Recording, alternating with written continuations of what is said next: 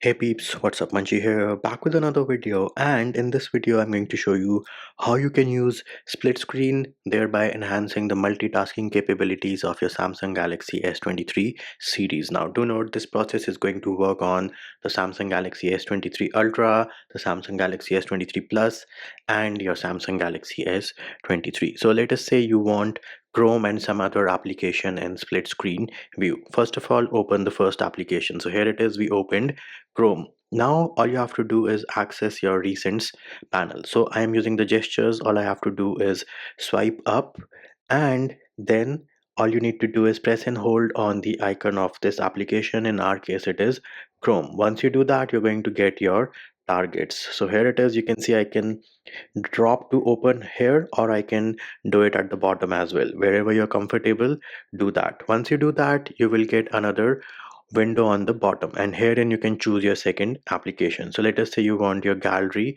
app. Bam, here it is. We have successfully opened two applications in split screen view. Now if you tap on these three dots, then you can actually tap on these two arrows and switch them around. So right now gallery is on top and Chrome is at the bottom, and if I do that again, they will switch their places. Another thing, if you press and hold on these three dots, and then you can also resize them to your liking. And if you're somebody who's going to use this pretty regularly, or this app combination in split screen pretty regularly, you can also create an application pair. So all you need to do is tap on this three dot and then tap on the star, and now it is asking me add app pair to where. Do you want to add it to your home screen or to your apps edge panel? Let us say home screen, and now if you go to your home screen, bam, here it is. We have successfully added the app pair or split screen view for Chrome and gallery. Whenever you select that, it is going to open those two applications in split screen view.